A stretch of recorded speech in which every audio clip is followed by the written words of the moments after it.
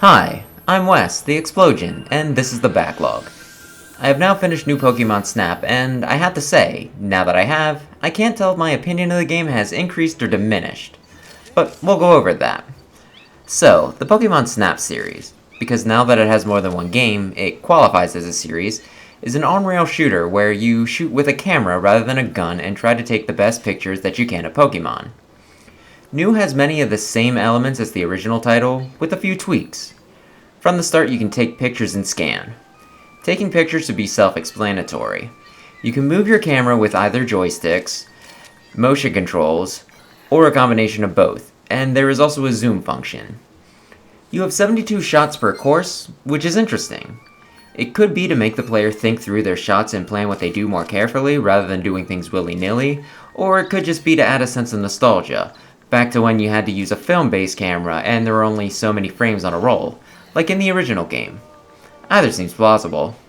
The scan is new and is the basic way of interacting with your environment. Using it sends out a pulse, which will identify Pokemon and objects within your immediate surroundings. You can hold the scan button down on some objects to get more information or hints on them. Some Pokemon react to the scan and might turn to look at you, making it a good way to get a better shot. You can also use it to change your path at certain points, to see new things or get different angles. Sometimes you need to be pretty quick with the scans to make sure you don't miss out on specific opportunities. Then, after you get through the first set of courses, you get the Fluff Fruit.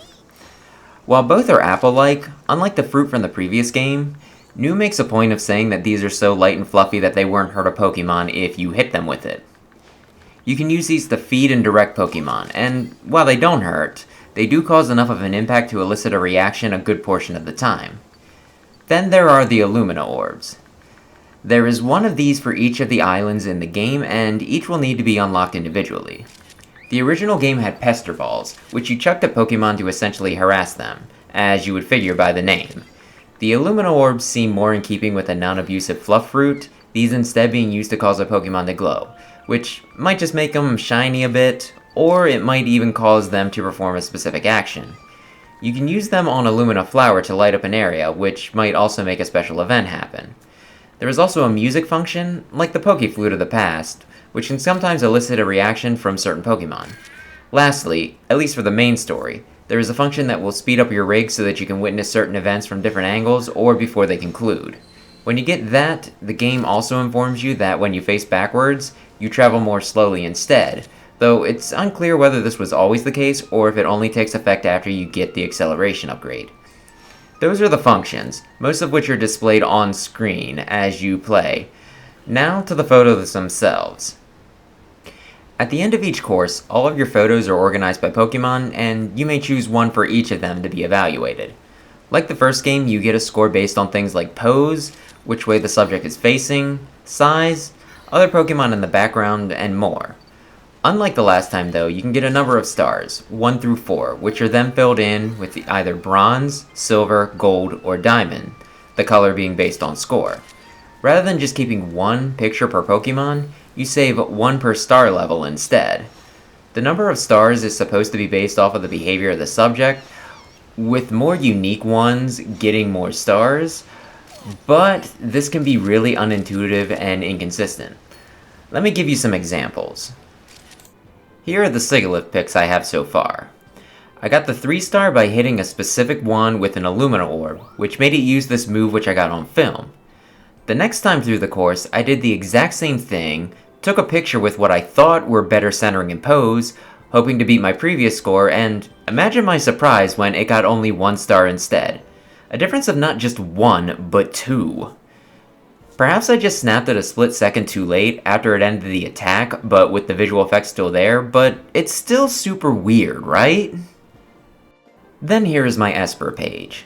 I get Esper moving around a boulder with its psychic power being 3-star, but my confusion lies in 1 and 2. Don't get me wrong, Esper smiling at me up close might just be the cutest photo I took, but how is it just standing around happily more impressive than 2 Esper flying around by using telekinesis? I am just at a loss here trying to figure out the logic, which can make filling out your deck slots frustrating. I am thankful that I'm able to keep more than just 1 picture though. I'd also just like to say how interesting the Pokemon choice is in this game.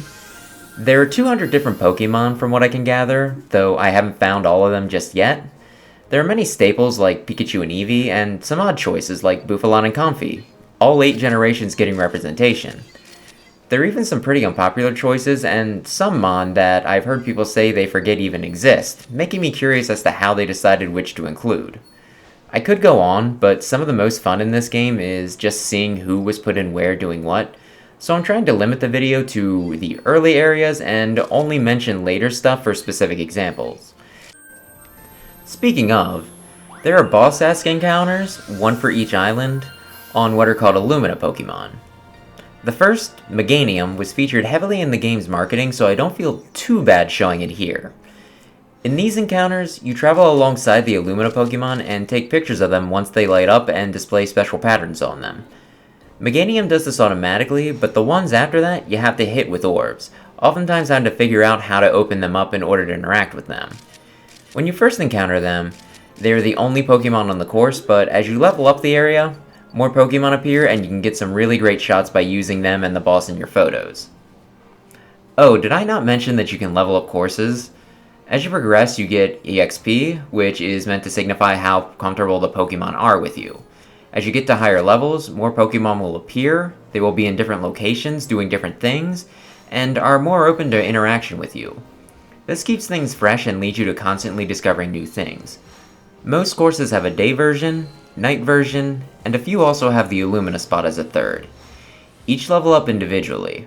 From what I understand, you get your expedition points based off of the score of the photos you take, naturally, though it only adds in your top scoring picture per Pokemon per star per course.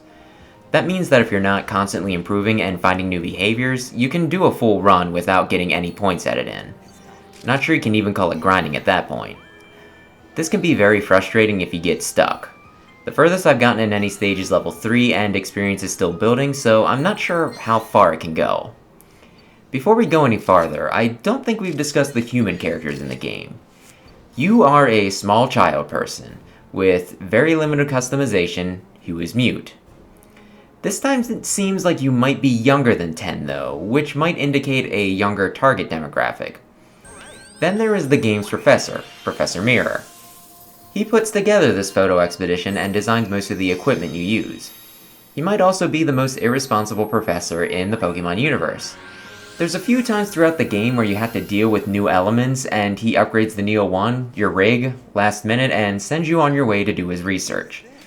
Imagine piloting an experimental hovercraft that you know can't travel underwater, only to have the guy who maintains it tell you that he just jury-rigged it to withstand water pressure a few hours before so that you can use it as a submersible to possibly run his errands. If he were a real person, he would make me very uncomfortable and I would probably call someone. Especially if you were using children as helpers. Next there's Rita, a girl that might be a bit older than you that is the professor's assistant. She's super friendly and positive, and a lot of the time when the professor is being scatterbrained, she'll pick up the slack to make sure you understand everything and that things continue running smoothly. She also seems to be the only one who questions when the professor wants you to do something, well, questionable. As such, I view her as my only friend in this game and put a good deal of trust in her. Then there's Phil. He's your rival, I guess, though he never seems to do much. I think I'm supposed to assume that the other members of the expedition are taking trips in between when you do. He talks a big game, but also seems a bit off from getting the results he wants. He also strikes me as a tsundere. Then there's one last member, though they weren't shown in the trailer, so I won't go into them. I have a positive opinion of them, though. This leads into the request function. As you play through different courses and levels, you get requests from the other characters for specific shots. Oftentimes these are hints for specific star ratings for a Pokemon. Doing some of them will get you rewards, but most of them seem just for your own self-satisfaction. Each character seems to have a specific type of request, with Rita wanting cute shots or making friends with Pokemon, Phil looking for cool shots that he didn't quite manage to get himself, Professor Mirror wants shots that help with his research, and the last member seems to want you to discover something special that might make a good memory for you. To complete the request, you must submit the photo for evaluation. These requests can be frustrating for a few reasons. Sometimes they're just really unclear. There was one I got recently that said that a specific Pokemon was always on guard and wondering what they were like when they just kicked back. First I found one sleeping, but that wasn't it. Then I saw one drinking from a pool of water, but that wasn't it. I'm not sure what the game wants from me at this point. Do I need to get it when it poops? Professor Mirror, do you want me to photograph a Houndoom pooping? What's the goal here? The other problem is that since it needs to be submitted, that means that is your one shot for the round. If you have a picture that you want to submit for your score that's other than the one you need for the request, you need to make a choice. Many times with it being a special spot, it could very well be something that you'll want to turn in. However, the requests pop up after you play through the course once, so if you already submitted the exact shot they were asking for, you'll be turning in a redundant photo. That brings up one of the problems I have with photo submission in general. You have 4 slots for each Pokemon in your photo decks, one for each of the star levels as previously discussed. It can be pretty annoying if you have an open slot for one of the lower stars and you have to choose between either using that to fill it in or a 4-star that you're pretty sure you can get a high score on. Sure, I could go back and just get the more mundane shot again, but unless I purposefully miss the better shot, it just brings up the same problem. I don't like the idea of trying to get a lesser score. I really wish the game would let you use more than 1 per Pokemon per run. At least maybe 2 of different star ratings. On the same note, I wish you could just turn in photos to complete a request on their own, separate from the photo evaluation, without needing to use them as a slot for that turn. And speaking of evaluation, it would also be helpful if you could reassign the subject of pictures before submitting them. Because of the way your cursor can move separate from the camera's center, there are times that in the rush of trying to get the perfect shot, you can accidentally have the wrong Pokemon selected for the subject of one. The worst example I can think of is once when a Pokemon flew into frame and I snapped the picture, the last Pokemon the cursor had actually been on was something in the background. That led to my photo of a Pokemon that was large in frame and only slightly off center to be attributed to another Pokemon that was in the corner.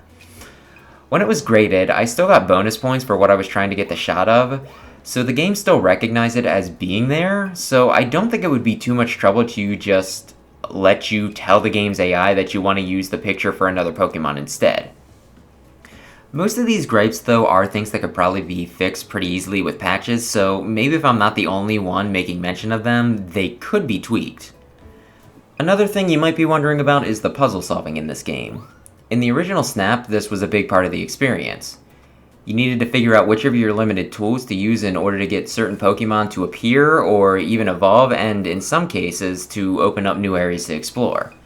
While you don't need to do many tricks to open up new courses, most requiring only persistent, you will many times need to figure out what you need to do to get Pokemon to perform a specific action for a specific rating. Previously, it always felt like many of them had more moving parts and left you with a sense of accomplishment when you completed it. Here, most of them are simpler though, with there being so many more Pokemon in so many more places with so many more actions. It is understandable that not all the scenarios can require something as unique as hitting Squirtle with a Pester Ball to bowl over a Mankey by a cliff onto a switch. And don't get me wrong, there are some here that do require some thought. I think to some degree they can just get buried under all of the more simplistic ones that make up the bigger part of the runtime. There are even a few obtuse ones, like the one that required you to take a picture of a very specific Illumina flower during the day, despite all of the other times you had to do this, it being during the night, which wasn't something that was available in this scenario yet, that I swore I did out of desperation, but I guess it thought I was trying to photograph the thing next to it, so that when I had to look up the solution later, I got really annoyed because I thought I'd already done that. But I digress. Point is, puzzle solving is here. 9 times out of 10, it's just very basic. The last thing worth discussing is the online. You can save photos separate from your photo decks to upload, either after editing or as is. The games will also sometimes post random pics you take that it thinks are good. You can accumulate sweet medals on them, and some of the titles you can get, which are pretty much the game's achievements, are tied into these. The system personally drives me crazy. I took a nice pic, prettied it up, and posted it, and it got minimal interaction. Meanwhile, the game took one of my mundane, badly shot pics that got several times the likes. What the heck? You don't like my gorgeous Florges pic and prefer my out-of-focus, grooky, staring slack-jawed at the camera one instead? It's not like either of them got too much likes though, so it just kinda goes back to my general problem of not knowing how to gain traction on social media in general. Here though, it's just tied to a throwaway award in a video game that has so much to do, I'll probably never get everything anyway. Though if you do have any advice on getting attention to my Pokepics, let me know. So that's new Pokemon Snap. It's not a perfect game, but it's still good. I'm constantly charmed by the new discoveries I make and seeing what I can get the different Pokemon to do. I already mentioned my gripes, none of which are deal breakers, so I give this game my recommendation. I still have more to do, and even once I find all the Pokemon, I'll still continue to play it off and on, to get new entries in the decks and higher levels on courses. The game has pretty good scores online, but I'm honestly surprised by some of the negative ones, that seem just blatantly wrong. One complained about there not being more Pokemon, only 200, while they were expecting at least half of the 898 available. The first Snap had 63, which wasn't even half of the original lineup. Others complained of the game's length, listing a number less than the average playtime, which means they probably rushed and did the bare minimum, which I see as more on them than the game. There was another one that complained that Pokemon were reduced to wind-up toys, following set paths and not showing much personality. While I kinda get what they mean, it makes me wonder what Pokemon games they've been playing. The last game had only a few generic battle animations per Pokemon and could barely be bothered to give them idle animations for between turns.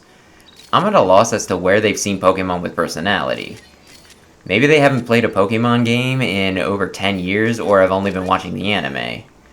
Honestly, while perhaps my standards have been lowered by the mainline games over the years, I think that the expressiveness of new Pokemon Snap puts Game Freak to shame.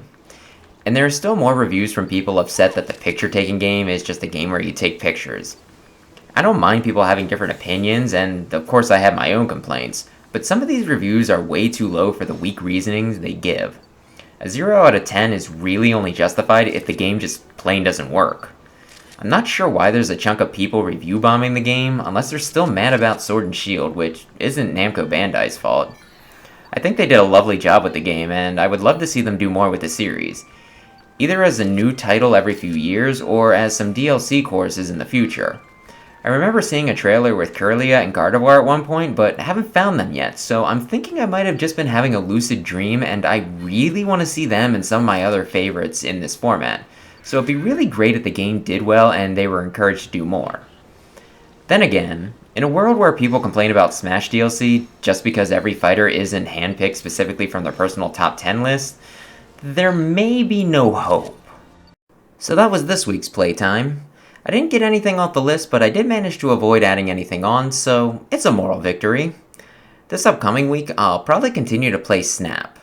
I might be able to sneak a short game in, but no promises. For the next episode, I might instead talk about some of the books I read, including the worst book ever written. I have 2 to talk about, and will probably finish a third, so I should have enough for one of these episodes. I could probably fit them in at the end of this week's, but I didn't really want to sully the new Pokemon Snap episode with that novel, so it'll stew a week. So thanks for watching. If you like this sort of thing, maybe consider subscribing, and hopefully I'll see you next week for the big dumb book review. And also 2 other books that are neither big nor dumb. See ya!